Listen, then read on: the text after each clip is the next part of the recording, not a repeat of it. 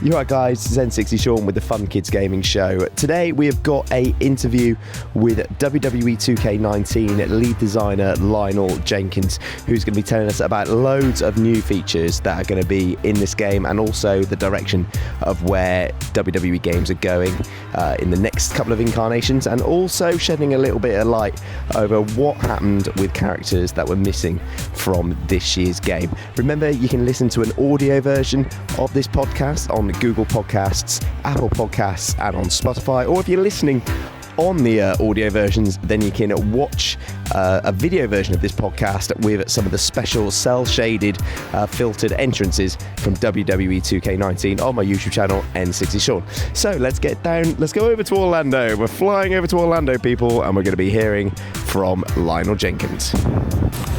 It's Sean here. I'm here with Lionel from WWE 2K19. How you doing, buddy? I'm doing great. How you doing, Sean? We've just done a video with Cesaro where we've been showing off 2K19's big head mode, and showing him and Sheamus' entrance with big head mode. So I'm a little bit. You're on cloud nine. Right? Yeah. Your head's looking a little big right now, man. It's been a really fun day. We've been at the Performance Center trying out the new game. How's it been for you guys? Getting people to see the game that you've been working on all year for like the first time, getting actual people to seeing people playing it, enjoying it. It's a blast, man. I mean, it's like this is why we do what we do. You know, all the late nights that we put in, and all the hard work, and tough decisions that we make in order to, sign ourselves up to basically lose our, a large portion of our lives, and just seeing how much joy you guys are actually having with the game, and seeing, the WWE superstars actually playing the game. And I think Velveteen Dream was on the controllers for like 2 hours straight. Yeah. Because that's the thing, because we're here in the WWE Performance Center, which is where the WWE trains their up-and-coming talent. And earlier on, we had all the superstars were here training and stuff, and they were all staying around playing the game themselves, and everybody was having an excellent time, which must have been a buzz for you guys. Oh yeah, no, I mean, this is why we do it, and it's good to get to see this, right? And not everyone on our team gets to see this, but we're definitely going to go back and relay that message that all that hard work is paying off for us. I know, it's excellent. And what are the key things for you guys which you're like most proud of for the new edition of the game, and then the biggest changes? For me, I mean, there's a couple things. First of all, like just making the game more fun. I know I keep saying it, but like that was the motto going into it. I mean, it was even like something that we were just saving documents as. It's just like make it fun, make it fun. It was our mantra. And so you'll see things like the towers and the My Player towers and the skill trees, and what we bringing back showcase mode, big head mode, and block body and create, and cell shaded mode, like all these things that will add to the experience. Yes, it's still a simulation at heart, but it doesn't mean that we can't have both, right? And that's been our focus. But then also like seeing the amount of polish we put into the MyCareer mode, with up in the ante with going out and getting the WWE superstars to do voiceover for us, which is huge. Like, it's been a sore spot for a lot of us on the team that we haven't had VO in MyCareer, when especially you see like games like NBA and other sports games and what they're doing, and you're like, why can't we do it? And luckily, the WWE worked with us to get all these guys to do it, and their performances are great. Like, I think one of my favorite promos in MyCareer is The Miz. Like, that makes sense, doesn't it? I can imagine him taking to that big time. Oh, I mean, you love to hate that guy, right? And it comes through in our game. It's excellent that Miz is, because we chat to like a lot of WWE superstars, and Miz is one of the ones who remains is exactly the same as you see him on TV as he is walking around. That is who he is. That's him. He's not turning that on. That's just him. Like, if you watch his show, it's his reality show. It's like, yep, he's the same guy we see on TV, and he's hilarious, and it's one of the guys you just love to hate. You're like, I don't agree with what you're doing, but it's entertaining. So, his performance in our game is amazing. And like every time I listen to it or watch the cutscene, I'm like, Oh, thank God for the Miz. So MyCareer this time around, you said it's sort of more concentrated on storytelling, because that was one of the big things when we were all chatting by the ring earlier, is that telling stories is a big part of this year's game. So is that in the sense that the things that you do in MyCareer, all things have like more meaning and things like that, less random? Yeah, it's a pretty linear storyline, but we wanted to have emotion. We wanted to have, we wanted you to connect with what was going on with the story and really feel for them. Like, you start off in the indies and work your way up, and it's different than what we had in the past, where you would just start off in NXT and build your guy up and make it to the main roster. We really wanted to show like what it was like, what life was like, as your my player or your MyCareer. You're my player in MyCareer, by like, you're living inside your van, and like the progression of, you trying to make it just to get noticed by Triple H, and then making it, and then not making it, or feuding with certain superstars, and like all these obstacles that get in your way, and people trying to hold you down, and like overcoming all that. It's like, to me, it's, you could almost make a showcase out of it, right? It's like, that's what we wanted. And I guess I think that's what a lot of players really want from their MyPlayer experience, is to have their sort of mini showcases themselves. Yeah, and then so this, with doing it in MyCareer, it's like we're allowing you to have these storylines that are drawn out. Like, you'll have a feud with, like I was saying, the Miz, and it can last, a few chapters, and you're just like, oh my God, like, this is still going on, and this is really cool, and he's talking to me, and he's referring to my character. Like, that's really cool. And when you see those little throwbacks, that's what adds more meaning to stuff and the decisions that you make in the game. No, and that to me is one of the things I felt like we've done really well, and I don't want to spoil anything, but just keep playing it, and like, I love it. Like, I love what we've done, and we went out and hired Sean Conaway. He was a former writer for WWE and back in 2002 to 2004, and then kind of went off to Hollywood to write stuff, and so he kind of sharpened up his chops, and now he's back on a wrestling product, and he's he wrote the MyCareer story, and he's amazing, and he's already thinking of how he's gonna blow us away next year. Nice. And obviously the big thing this year is the $1 million challenge, and the addition of Towers mode, which is like that more arcadey, sort of more combat-ish feel. So the $1 million challenge, and that, so you have to beat like a tower, and then you have to beat a golden AJ to get the chance to face AJ Styles for $1 million. Now, I've seen a few people have a go at that challenge already, and that is not easy, is it? No.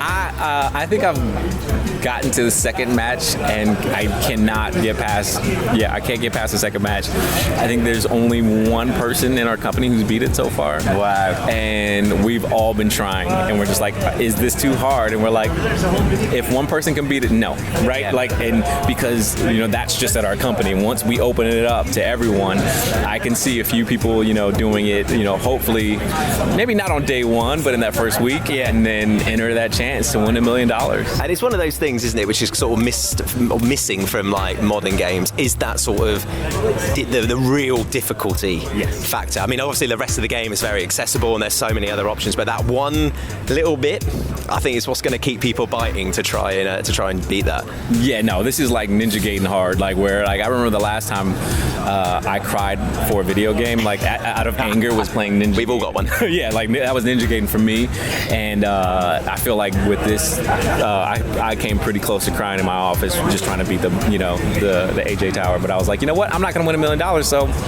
Yeah. Right, I feel like we've actually cracked why big head mode was put in the game now. So when you're when you're on the brink of losing your sanity, and just pop big head mode on, and everything's fine. It'll make you smile. I was getting a smile out of watching you watch. The interest is in big head mode. Oh, everyone's been loving it. It's been excellent. So the thing is with the WWE games is that they always come around thick and fast every year.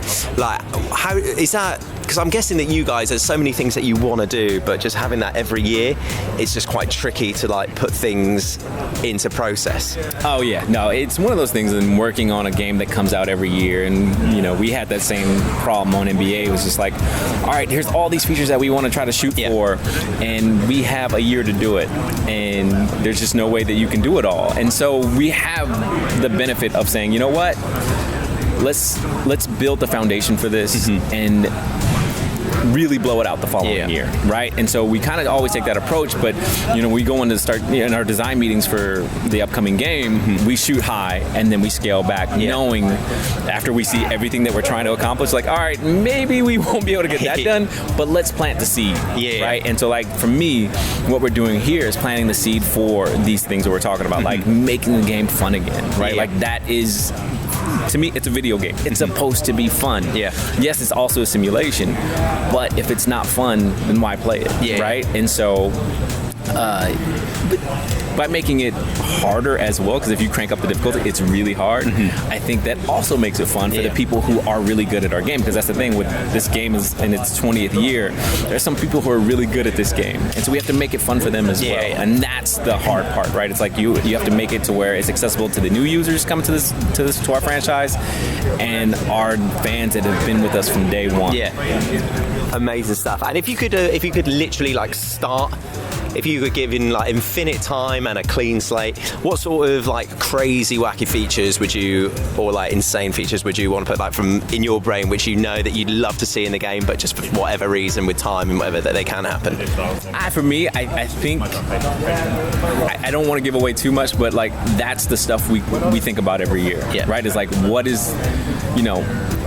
the things that we want to do that just no one's ever seen before, right? And we have a huge list. We have a huge list. Oh, give us a little, like maybe one or two things that are on that list. I don't want it to be as well, but we think about all these things every year, like just different match types, or even different like for me, it's like when you create an arena, for example, there shouldn't have to be a ring. There shouldn't have to be, right? Like if you're seeing like the Y compound now, and you're seeing like some of these other areas, you're like, why not just have a sandbox of like whatever? I like this. I like things this. like that, right? And so like it opens it up, and with our community that goes and creates these wonderful superstars or creative superstars or even environments and shows, like give them the tools to give our game legs, right? Like just let the game live on. And like to me, that's what I get joy out of, is just seeing what people are able to do with our creation suite. Amazing. Well, I think that gives us a little clue of where maybe the sort of way things are heading. I've got to ask this because everybody's been bugging me to ask it. I'm sure we probably won't be able to answer it. But there's obviously been some notable superstars who have not made the game this year. I'm guessing that you probably have seen social media, a lot of questions being asked. No way. So like Ciampa and stuff. Is that what happens there?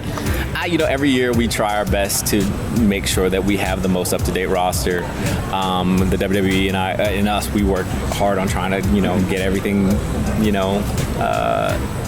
done. But sometimes things happen and things just didn't line up. I think that's the thing. Like, it's not as easy as just saying I want him in the game. I want him in the game. People, there's stuff to be done, paperwork and things like that. There's so many things that are out of our control. And I wish it was just us picking who we wanted, and but it's the WWE is a huge brand, and they do their best to try to make sure that we have everything we need, and sometimes things just don't line up. Excellent stuff, mate. It's been quality chatting to you. And honestly, genuinely, like I think everyone here has been having loads of fun. Like we've been sat with because sometimes there's people they've got harsh opinions and stuff. I'm going to like just say whatever, but I've not heard any negative stuff yet. Everyone's been having like a nice, positive, great. I mean, like we're hearing chuckles in the background at the moment as Big Head Sting makes his way down to the ring. Lionel, thanks for chatting to us, man. Oh, thank you, Sean. See you later. So there you go. Remember, if you have watched this on my YouTube channel, you can listen to an audio version of these podcasts on Google Podcasts and Apple Podcasts. Make sure you subscribe so you can get those straight into wherever you're listening to your podcasts. And you can also listen to it on Spotify as well now, which is pretty awesome as well. And if you are listening, make sure you head over to my YouTube channel to watch a visual version of this podcast on my YouTube channel, N60 Sean.